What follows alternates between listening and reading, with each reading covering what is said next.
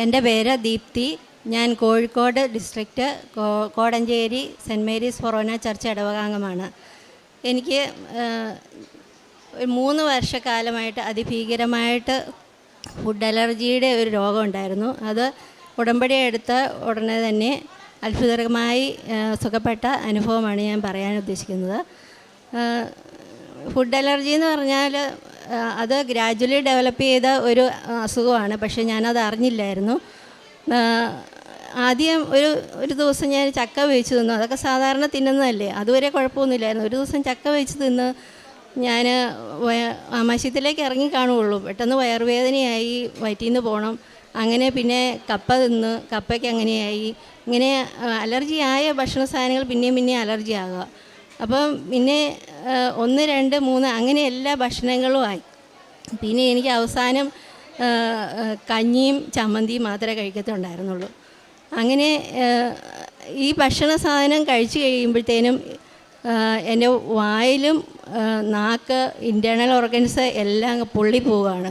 പൊള്ളിപ്പോയിട്ട് ഒരു മാംസകഷ്ണം പോലെയാണ് ഇരിക്കുന്നത്. ചുമന്നിട്ട് കുടുക്ക് കുത്തിയിട്ട് മുഴുവൻ പൊള്ളിപ്പോവുക. കണ്ണിൻ്റെ ഉള്ളിൽ ചുമന്നിരിക്കുക, കണ്ണിൻ്റെ പോള ചുമന്ന് പോവുക. അങ്ങനെ പിന്നെ എനിക്ക് വയറുവേദന, എരിച്ചിൽ. അപ്പോൾ എനിക്ക് മനസ്സിലായി ഉള്ളിലുള്ളതും കൂടെ പൊള്ളിയിട്ടുണ്ടെന്ന്. അപ്പോൾ അങ്ങനെ അതിഭീകരമായ ഒരു അസുഖം. അത് പിന്നെ അത് കൊറോണയുടെ മൂർധന്യാവസ്ഥയിൽ നിൽക്കുമ്പോഴാണ് ഇങ്ങനെ സംഭവം ഉണ്ടാകുന്നത്. അപ്പോൾ ഞാൻ ഇവിടെ വന്ന് ഉടമ്പടി എടുക്കുന്നത് ജനുവരി 26, 2022 അപ്പം അതിന് മുമ്പ് ഞാൻ മെയ് 1, 2021 ഞാൻ ഒരു ഓൺലൈൻ ഉടമ്പടി എടുത്തിട്ടുണ്ടായിരുന്നു. അപ്പം ഞാൻ ഇങ്ങനെ കൊറോണയുടെ സമയമായതുകൊണ്ട് ഡോക്ടർമാരെ അപ്പോയിൻമെൻറ്റ് കിട്ടാനൊക്കെ വലിയ ബുദ്ധിമുട്ടാണ്. നേരത്തെ ബുക്ക് ചെയ്ത് ചില ഡോക്ടർമാരൊക്കെയേ കാണുള്ളൂ. അപ്പോൾ അങ്ങനെ എൻ്റെ സിസ്റ്റർ MSc നേഴ്സാണ്. അപ്പോൾ അവളോട് പറഞ്ഞ് അന്വേഷിച്ച് പിടിച്ച് കോഴിക്കോടുള്ള ഒരു പ്രഗത്ഭമായ ഒരു ഹോസ്പിറ്റലിൽ, ബേബി മെമ്മോറിയൽ ഹോസ്പിറ്റലിൽ ഡോക്ടറിനെ കണ്ട്, അങ്ങനെ ഡോക്ടർ സ്റ്റീറോയിഡ്സാണ് തരുന്നത്. അപ്പോൾ സ്റ്റീറോയിഡ്സ് കഴിച്ചുകൊണ്ടിരിക്കുമ്പം, ഫുഡ് കഴിക്കുമ്പം അലർജി ഒന്നും അങ്ങനെ വരുന്നില്ല. അതൊക്കെ മെല്ലെ കരിഞ്ഞ് സുഖമായി വരുമ്പോൾ മരുന്ന് തീരുമ്പം പിന്നെയും ഫുഡിന് അലർജി വരിക. ഇങ്ങനെ സ്ഥിരമായി. അപ്പോൾ എനിക്ക് സ്ഥിരമായിട്ട് ഈ സ്റ്റീറോയിഡ് കഴിച്ചുകൊണ്ടിരിക്കണം. അപ്പോൾ കുറേ ആയി കഴിഞ്ഞപ്പോൾ ഇങ്ങനെ ഈ കൊറോണ ആകുമ്പോൾ അതിൻ്റെ ഒരു ബുദ്ധിമുട്ട്, ഭക്ഷണമൊന്നും കഴിക്കത്തില്ല. അപ്പോൾ എനിക്ക് ആകെ ഒരു ഡിപ്രഷനായി. ഒന്നും കഴിക്കത്തില്ല, എന്താ കഴിക്കേണ്ടതെന്ന് അറിയത്തില്ല, അങ്ങനെയായി. അപ്പോൾ ഞാൻ ഒരു ദിവസം ഡോക്ടറിനോട് ചോദിച്ചു, ഡോക്ടറെ ഇത് തീർത്തും മാറാനുള്ളൊരു മരുന്നുണ്ടോ? അപ്പോൾ ഡോക്ടർ പറഞ്ഞ്, നമ്മൾ സാധാരണ കഴിക്കുന്ന ഒരു ഭക്ഷണം അത് നമുക്ക് അലർജി ടെസ്റ്റ് ചെയ്യണം. അലർജി ടെസ്റ്റ് ചെയ്തിട്ട് അതിന് ഉള്ള വാക്സിൻ നമുക്ക് എടുക്കണം. എങ്കിലേ ആ ഭക്ഷണമൊക്കെ പിന്നെ കഴിക്കാൻ പറ്റുള്ളൂ. അപ്പോൾ ഈ കൊറോണ ആയിരിക്കുന്ന സമയമായതുകൊണ്ട് വാക്സിൻ പുറം രാജ്യങ്ങളിൽ നിന്നാണ് വരുന്നത്. അപ്പോൾ ആ വാക്സിൻ ഇപ്പോൾ അവൈലബിളും അല്ല. അപ്പോൾ ഞാനൊരു നേഴ്സാണ്. അപ്പോൾ എനിക്ക് ഇതിനെ അത്യാവശ്യം കുറച്ചൊക്കെ അറിയാമായിരുന്നു ഇതിനെക്കുറിച്ച്. ഞാൻ കുറേ ആൾക്കാരൊക്കെ ഇങ്ങനെ ഈ ഫുഡ് അലർജി വന്ന് ശ്വാസം മുട്ടലായിട്ട് കുറേ മരിച്ചു പോയതൊക്കെ ഞാൻ കേട്ടിട്ടുണ്ട്, അറിഞ്ഞിട്ടുണ്ട്. അപ്പോൾ എനിക്കാകെ ഭയമായി.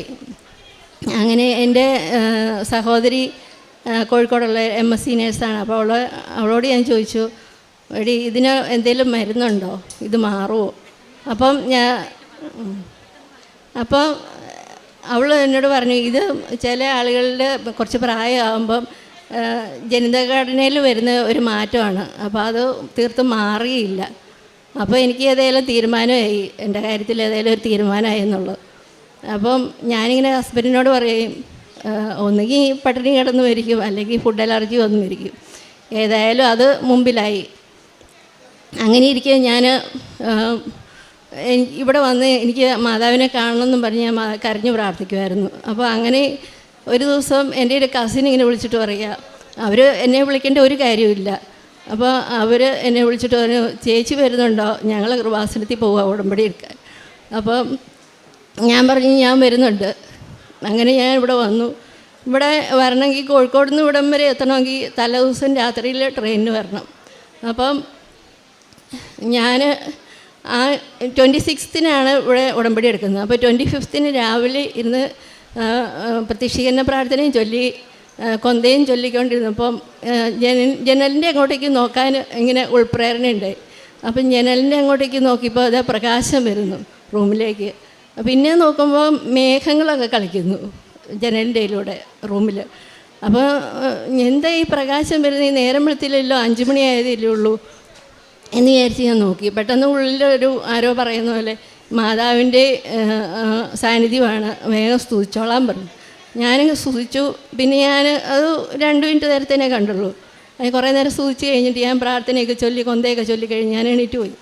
പിന്നെ ഞാൻ അവിടുന്ന് ട്രെയിനിന് വന്ന് അവിടുന്ന് കോഴിക്കോട് ചെന്നപ്പം ഭക്ഷണം കഴിച്ചു, അതിന് കുഴപ്പമില്ല.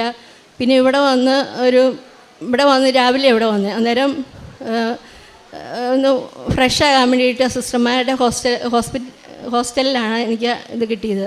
അപ്പോൾ അവിടുന്ന് ഫ്രഷൊക്കെ ആയി. അന്ന് ഗുളികയുണ്ടായിരുന്നു, സ്റ്റിറോയിഡ്സ് കഴിക്കുന്നുണ്ട്. അപ്പോൾ അത് ഗുളിക കഴിച്ചേക്കാൻ രാവിലെ എന്ന് വിചാരിച്ച് ഞാൻ ഗുളിക കഴിക്കാൻ പോവും, ഞാൻ മറന്നു പോവും. അങ്ങനെ ഒരു 4 പ്രാവശ്യമായി കഴിഞ്ഞപ്പം ഞാൻ ഇതെന്താ എനിക്ക് ഇങ്ങനെ ഒരു മറവി, ഗുളിക കഴിക്കാൻ പോകുമ്പോഴേ പിന്നെ മറന്നു പോവുക.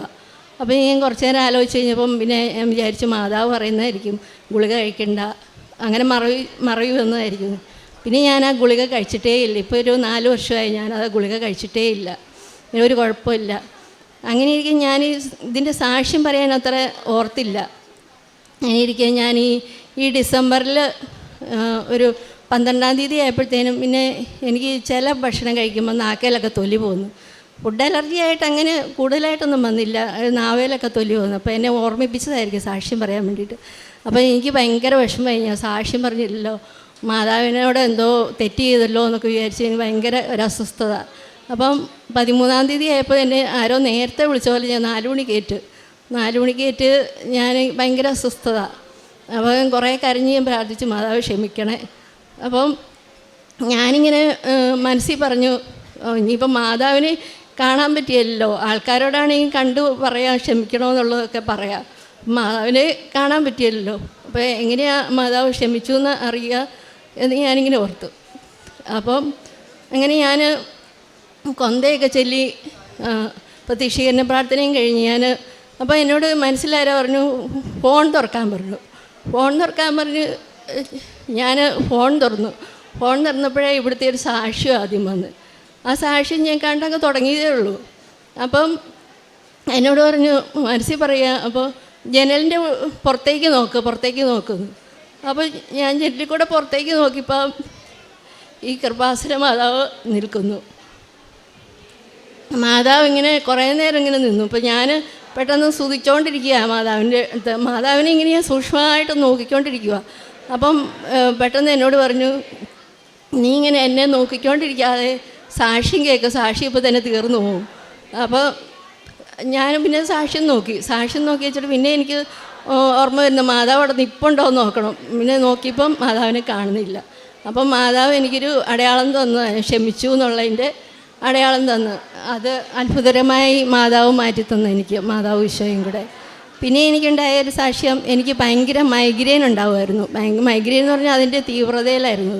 അത് എല്ലാ ദിവസവും ഉണ്ടാവുമായിരുന്നു, ഒരു ദിവസമൊന്നും അല്ല. എല്ലാ ദിവസവും രാവിലെ എണീറ്റ ഉടനെ നെറ്റിയുടെ 2 സൈഡിലും കുത്തൽ തുടങ്ങും. പിന്നെ ഉച്ചയാകുമ്പോഴത്തേനും അതിൻ്റെ തീവ്രതയിലാകും. പിന്നെ കിടന്നാലും കുറയില്ല, പ്രഷർ കൂടും, ആകെ കൊളാപ്സാകും, ശരീരമൊക്കെ തണുത്ത്. അപ്പം അതിന് പ്രത്യേകിച്ച് മരുന്ന് കഴിച്ചിട്ടൊന്നും പ്രത്യേകിച്ചൊന്നും കുറവൊന്നും കണ്ടില്ലായിരുന്നു. അങ്ങനെ ഈ ഉടമ്പടി എടുത്തു കഴിഞ്ഞിട്ട് ഇത് ഞാൻ അറിയാതെ തന്നെ അങ്ങ് കുറഞ്ഞു പോയി. പിന്നെ കുറേ കഴിഞ്ഞപ്പോഴേ ഓർക്കുന്നത് എനിക്ക് തലവേദനയൊന്നുമില്ലല്ലോ, എനിക്ക് യാത്ര ചെയ്യാനൊന്നും പറ്റത്തില്ലായിരുന്നു. ഒരു 5 മിനിറ്റ് പോലും വണ്ടിയെ യാത്ര ചെയ്യത്തില്ല, നടന്നു പോലും പോകത്തില്ലായിരുന്നു. ഞങ്ങൾ അങ്ങാടിക്ക് പോകണമെങ്കിൽ ഒരു 5 മിനിറ്റ് പോലും വേണ്ട. അപ്പോൾ അവിടം വരെ പോലും എനിക്ക് യാത്ര ചെയ്യാൻ പറ്റത്തില്ലായിരുന്നു. വീട്ടിൽ ഇരിക്കുവാണെങ്കിൽ തന്നെ എനിക്ക് ഭയങ്കര തലവേദന, കൊളാപ്സ് ആവുന്ന പോലെ, അങ്ങനെയല്ല, ആകെ ഭയങ്കര ബുദ്ധിമുട്ടിലായിരുന്നു.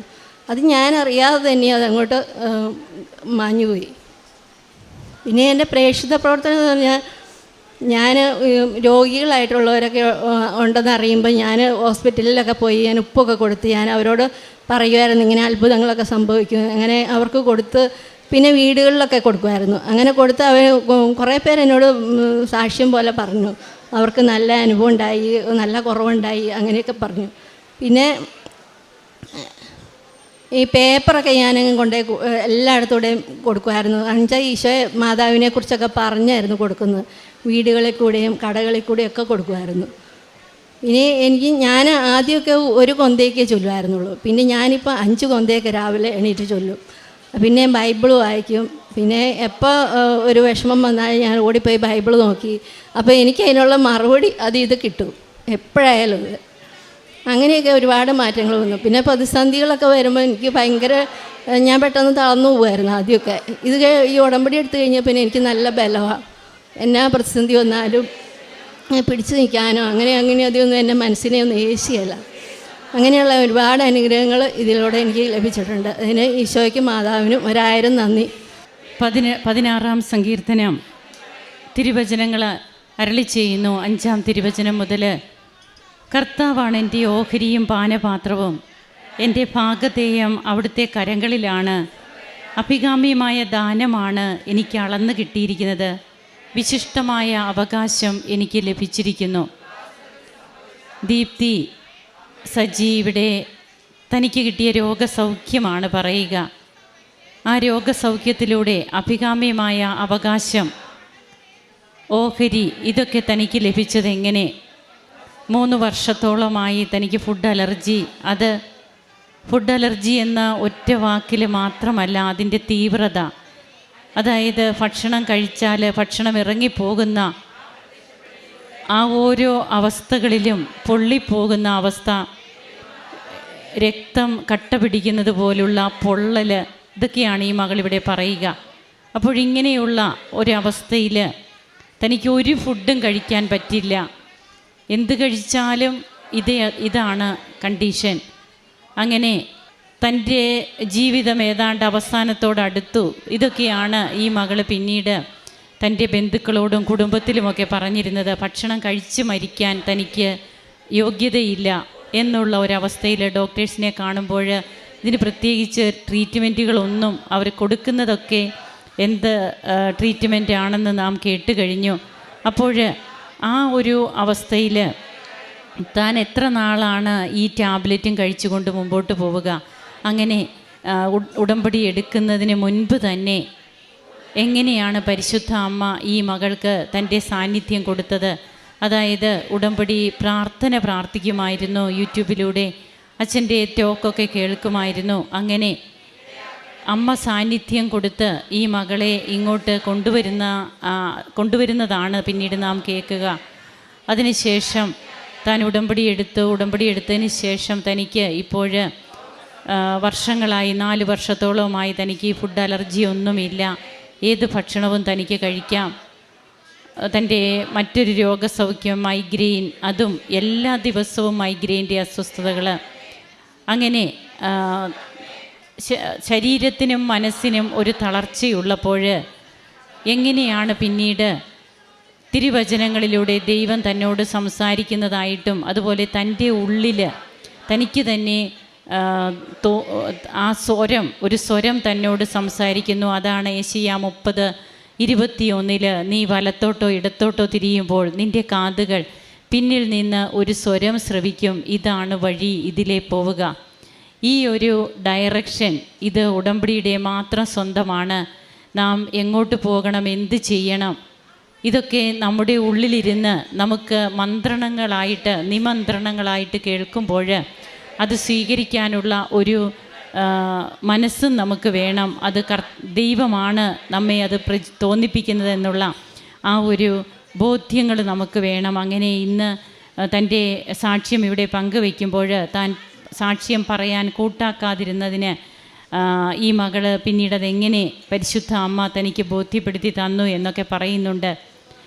നിങ്ങളെനിക്ക് സാക്ഷികളാകണം, മോശയുടെ കൽപ്പനയനുസരിച്ച് കർത്താവിൻ്റെ സാക്ഷ്യത്തിനായി ശുദ്ധീകരണ കാഴ്ചകൾ സമർപ്പിക്കുക എന്ന് സുവിശേഷത്തിൽ നാം വായിക്കുന്നുണ്ട്. നമുക്ക് കിട്ടുന്ന അനുഭവങ്ങൾ അത് സാക്ഷ്യങ്ങളായി മറ്റുള്ളവരുടെ മുമ്പിൽ പങ്കുവയ്ക്കുവാൻ, ദൈവത്തെ അങ്ങനെ മഹത്വപ്പെടുത്തുവാൻ നാം മടിക്കരുത്.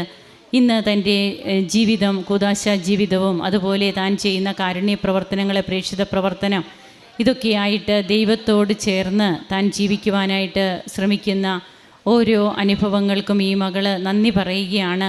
നമുക്കും കരങ്ങളടിച്ച് ഈശോയ്ക്കും അമ്മയ്ക്കും നന്ദി പറയാം. യേശുവേ നന്ദി, യേശുവേ സ്തുതി, യേശുവേ ആരാധന. അത്യപൂർവ ദൈവാനുഭവങ്ങൾ ഇനി നിങ്ങൾക്കും സ്വന്തം. ചാനൽ ഇതുവരെ സബ്സ്ക്രൈബ് ചെയ്തിട്ടില്ലെങ്കിൽ ഇപ്പോൾ തന്നെ സബ്സ്ക്രൈബ് ചെയ്യുക. ഈ വീഡിയോ ഇപ്പോൾ തന്നെ നിങ്ങളുടെ സുഹൃത്തുക്കൾക്ക് ഷെയർ ചെയ്തുകൊണ്ട് കർത്താവിൻ്റെ പ്രേക്ഷിതരാകുക.